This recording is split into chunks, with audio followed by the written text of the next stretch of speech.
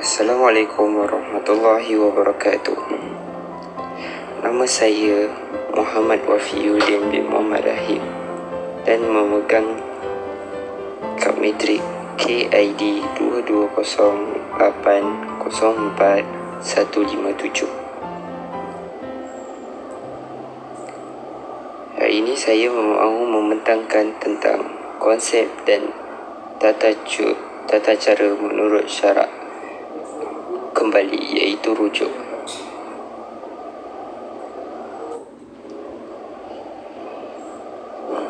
Definisi rujuk. Rujuk dalam perkahwinan merupakan perkara yang tidak asing dalam perbincangan isu-isu kekeluargaan Islam. Tiga istilah yang saling berkait rapat dan tidak boleh dipisahkan daripada perbincangan ini adalah nikah, cerai dan rujuk. Hubungan ketiga-tiga istilah ini lebih mudah difahami bahawa rujuk dalam perkahwinan mestilah berlaku selepas terjadinya penceraian. Manakala penceraian pula hanya boleh berlaku dengan sebab ada perkahwinan yang sah sahaja. Penceraian merupakan suatu perkara yang paling tidak diingini oleh setiap pasangan yang melayari alam perkahwinan. Oleh itu, Islam telah membuka ruang bagi pihak suami isteri yang bercerai untuk kembali bersama sebagai sepasang suami isteri melalui kaedah rujuk.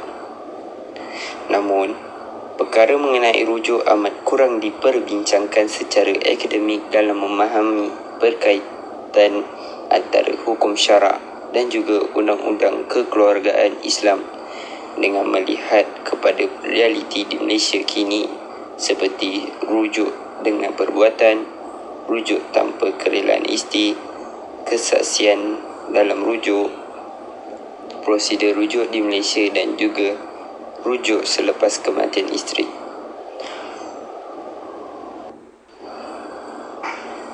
Rujuk dari segi bahasa ialah kembali, manakala dari segi istilah ialah suami kembali semula kepada isterinya yang diceraikan dengan ikatan pernikahan asal, iaitu dalam masa tempoh iddah dengan lafaz rujuk.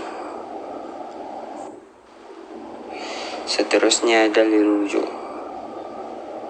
dari surah Al-Baqarah ayat 229 yang bermaksud talak yang boleh dirujuk kembali itu hanya 2 kali.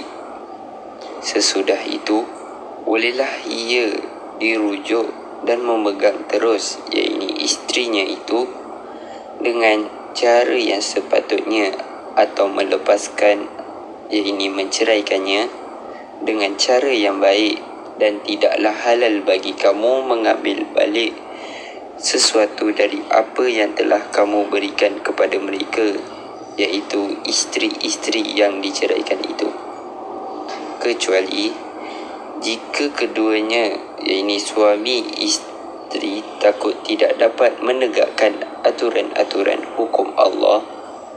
Oleh itu, kalau kamu khawatir bahawa kedua-duanya tidak dapat menegakkan aturan-aturan hukum Allah, maka tidaklah mereka berdosa mengenai bayaran, iaitu tebus talak yang diberikan oleh isteri untuk menebus dirinya, dan mengenai pengambilan suami akan bayaran itu. Itulah aturan-aturan hukum Allah, maka janganlah kamu melanggarnya, dan sesiapa yang melanggar aturan-aturan hukum Allah, maka mereka itulah orang-orang yang zalim. Seterusnya dari surah At-Talaq ayat 2 hingga 3 bermaksud, apabila mereka telah mendekati akhir iddahnya, rujuklah dengan mereka secara baik atau lepaskanlah mereka secara baik, dan bersaksikanlah dengan 2 orang saksi yang adil dari kamu, dan hendaklah kamu tegakkan kesaksian itu kerana Allah, Yang demikian itu dinasihatkan kepada orang di antara kamu yang beriman kepada Allah dan hari akhir. Siapa yang bertakwa kepada Allah, nescaya Dia akan membukakan jalan keluar baginya dan menganugerahkan kepadanya rezeki dari arah yang tidak diduga. Siapa yang bertakwa kepada Allah, nescaya Allah akan mencukupkan yakni keperluannya. Sesungguhnya Allah yang menuntaskan urusannya. Sesungguh Allah telah membuat ketentuan bagi setiap sesuatu. Seterusnya dari surah Al-Baqarah ayat 231. Bermaksud, dan apabila kamu menceraikan isteri-isteri kamu, kemudian mereka hampir habis tempoh iddahnya, maka bolehlah kamu pegang mereka, yakni rujuk, dengan cara yang baik atau lepaskan mereka dengan cara yang baik. Dan janganlah kamu pegang mereka, yakni rujuk semula, dengan maksud memberi mudarat, kerana kamu hendak melakukan kezaliman terhadap mereka. Dan sesiapa yang melakukan demikian, maka sesungguhnya dia menganiaya dirinya sendiri. Dan janganlah kamu menjadikan ayat-ayat hukum Allah itu sebagai ejek-ejekan, yakni permainan. Dan kenangkanlah nikmat Allah yang diberikan kepada kamu, dan kenanglah apa yang diturunkan kepada kamu, iaitu kitab, yakni Al-Quran dan ilmu hikmah, untuk memberi pengajaran kepada kamu dengannya. Dan bertakwalah kepada Allah serta ketahuilah, sesungguhnya Allah Maha mengetahui akan tiap-tiap sesuatu. Seterusnya, syarat dan rukun rujuk. Rukun rujuk terbagi pada 3, iaitu suami, isteri dan sirah, iaitu lafaz. Kita bermula dari suami.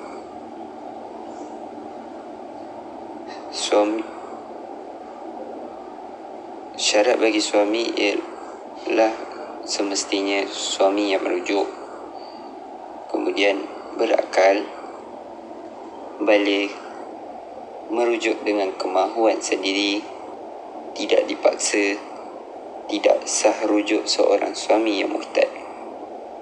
Seterusnya, isteri. Syarat bagi isteri ialah semestinya isteri yang dirujuk kemudian telah disetubuhi, bercerai dengan talak bukan fasakh, tidak bercerai dengan khulu', belum dijatuhkan talak 3. Seterusnya sirah, iaitu lafaz. Syaratnya ialah menunjuk maksud rujuk, tidak bertaklid iaitu kiasan, tidak terbatas waktu.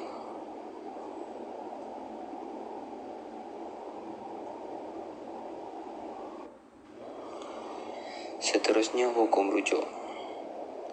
Hukum rujuk terbagi kepada 5, iaitu wajib, sunat, harus, makruh dan haram. Wajib apabila suami menceraikan salah seorang isteri dan ia belum menyempurnakan pembahagian giliran terhadap isteri yang diceraikan itu. Manakala sunat, sekiranya rujuk yang dilakukan dapat mendatangkan kebaikan. Seterusnya, harus. Harus apabila rujuk yang dilakukan membawa kebahagiaan kepada ahli keluarga kedua-dua belah pihak. Manakala makruh, penceraian itu lebih baik diteruskan daripada dirujuk. Hukum haram akan dijatuhkan apabila rujuk menjadi sebab untuk mendatangkan kemudaratan kepada isteri tersebut. Seterusnya, hikmah rujuk. Terdapat banyak kebaikan yang dipelajari tentang rujuk. Antaranya, yang pertama, memberi peluang kepada suami untuk menyedari kesilapan yang lalu. Kedua, suami dan isteri dapat memperbaiki semula hubungan keluarga. Ketiga, suami dan isteri dapat membina semula keruntuhan rumah tangga. Kesimpulannya, rujuk adalah bersatunya kembali sebuah hubungan yang telah dibangunkan dua belah pihak. Dalam hal ini, suami isteri setelah mengalami perpisahan atau penceraian sebelum habisnya masa iddah. Rujuk hanya dapat dilakukan ketika suami menjatuhkan talak kepada isterinya dalam bentuk talak 1 dan talak 2, iaitu talak raj'i. Kedua talak tersebut tidak lagi membutuhkan pernikahan ulang untuk mengesahkan sebuah hubungan suami isteri setelah penceraian.